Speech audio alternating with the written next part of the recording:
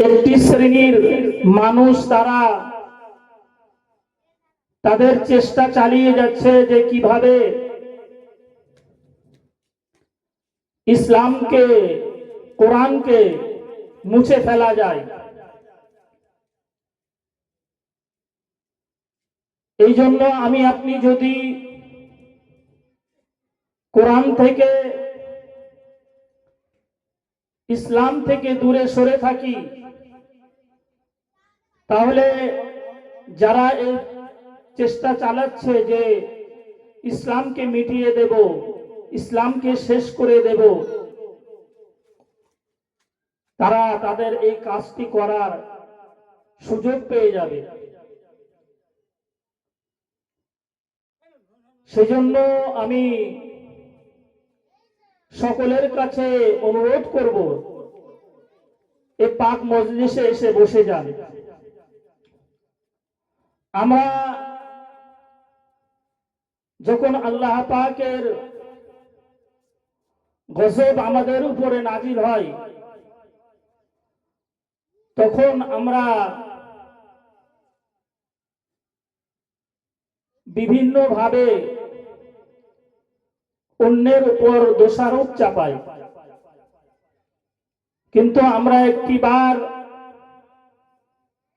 লক্ষ্য করি না যে আমরা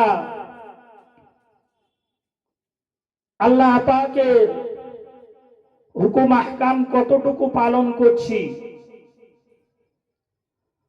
আমরা এই ইসলামকে, কোরআনকে না মানার জন্য, কোরআনের বিরুদ্ধে আচরণ করার জন্য আল্লাহ পাক যুগে যুগে অন্য নবীর উম্মাত দিগকে তাদের প্রতি আল্লাহ পাকের গজব নাজেল করেছিলেন। কিন্তু আমরা সেই সমস্ত নবীদের উম্মতেরা যে সমস্ত গুনাহের সাথে জড়িত ছিল, আমরা দুনিয়ার দিকে লক্ষ্য করলে দেখতে পাব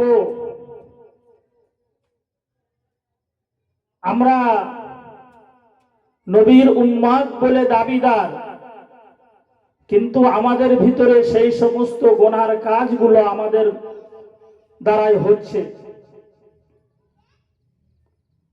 মহান আল্লাহ পাক চাইলে আমাদেরকেও ওই নবীর উম্মতদের মতো ধ্বংস করে দিতে পারতেন, কিন্তু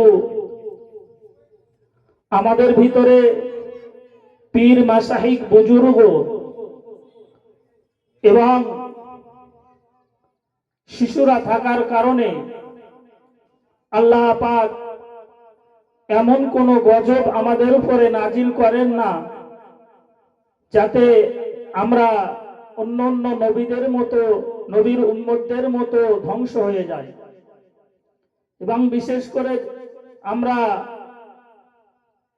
দয়ার নবী, মায়ার নবী জনাবে মুহাম্মদুর রাসূলুল্লাহ সাল্লাল্লাহু আলাইহি ওয়াসাল্লামের উম্মত হওয়ার কারণেই আল্লাহ পাক আমাদেরকে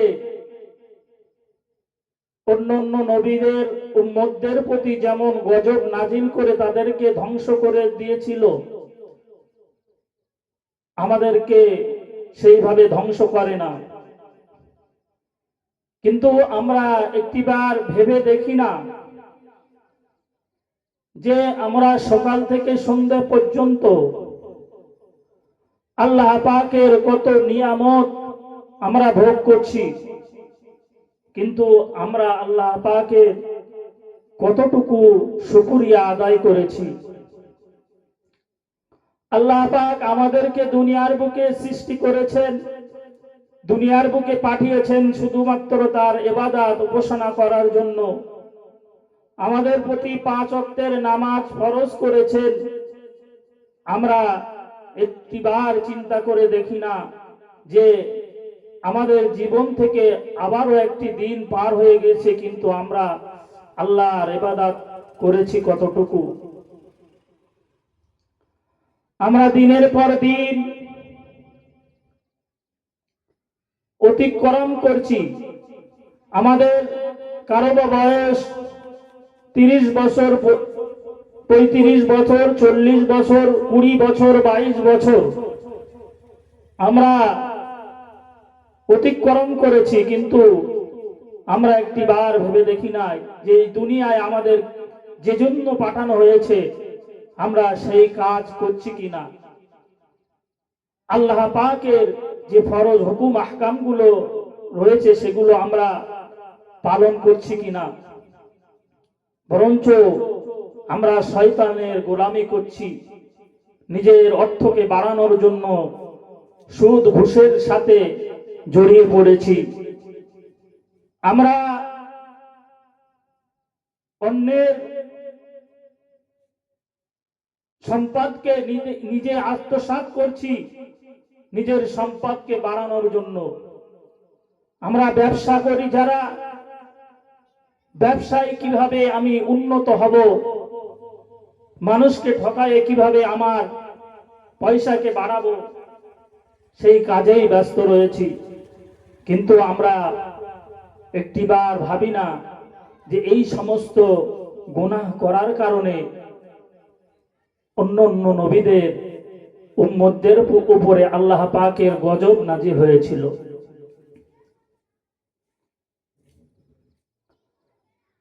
আমরা যদি একটিবার ভেবে দেখি যে আমরা দুনিয়ায় আল্লাহ পাক আমাদের কি জন্য পাঠিয়েছে, আর আমরা দুনিয়ায় এসে কি করছি। আমরা একদিন এই দুনিয়া ছেড়ে বিদায় নেব। আমাদের পূর্বপুরুষরাও এই দুনিয়া ছেড়ে বিদায় নিয়েছে। তাদের মধ্যে অনেকেই শক্তিশালী ছিল, অনেকের অনেক অর্থ ছিল,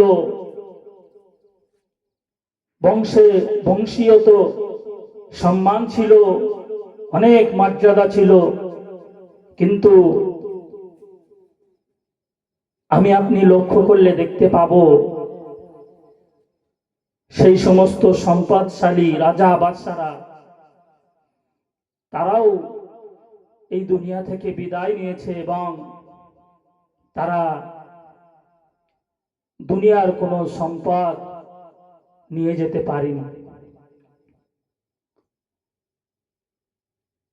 আমরা যদি একটিবার ভেবে দেখি যে আমাদেরকে এই দুনিয়া ছেড়ে একদিন বিদায় নিতে হবে, আর আমি আপনি যখন বিদায় নেব, আমার আপনার কাছে যখন মালাকুল মউত ফেরেশতা এসে যাবে এবং আমাদের জানটি কবজ করে নিয়ে চলে যাবে, তখন আমাদের আত্মীয় স্বজন, পাড়া প্রতিবেশী, আপনজন, প্রিয়জন, সন্তান, সম্পদ সবাইকে রেখে এই দুনিয়া ছেড়ে বিদায় নিয়ে অন্ধকার কবরে থাকতে হবে। যে কবরে আমার আপনার সঙ্গী কেউ হবে না। আমার আপনার সঙ্গী হবে শুধুমাত্র আমাদের দুনিয়ায় উপার্জিত নেক আমল ছাড়া আমাদের সঙ্গী কেউ হবে না। যদি আমি আপনি এই দুনিয়ার বুকে নেকির কাজ করে যেতে পারি, তাহলে আমাদের কবরের আযাব পাওয়া যাবে। নচেত আমি আপনি কবরে মুনকার নেকিরের সওয়ালের জবাবটুকু আমাদের মুখ থেকে আল্লাহ পাক পার করবেন না। আর যদি আমি আপনি ইসলামের পথে কায়েম থেকে আল্লাহ পাকের হুকুম আহকাম গুলো ঠিক মতো পালন করে এই দুনিয়া থেকে বিদায় নিতে পারি, তাহলে আমাদের জন্য কবরে এবং হাসরে আমাদের এই ইবাদত গুলোকে আমাদের জন্য নাজাতের জারিয়া বনে যাবে। হুজুরকে বসে রেখে বেয়াদবি হচ্ছে, ওই জন্য আমার বক্তব্য এখানে সমাপ্ত করছি। আপনারা যারা এদিকে ওদিকে ঘোরাফেরা করছেন, আপনাদের কাছে আমি অনুরোধ করে বলছি, আপনারা এদিকে ওদিকে দোকানপাটে ঘোরাফেরা না করে এই পাক মজলিসে এসে বসে যান। হুজুর আপনাদের সম্মুখে বক্তব্য রাখছেন, এই বক্তব্য ধীর স্থির ভাবে শ্রবণ করুন। সকলে একটু তাকবীর দেন। নারায়ে তাকবীর, নারায়ে তাকবীর। আল কোরআনের আলো, আল হাদিসের আলো, নারায়ে তাকবীর।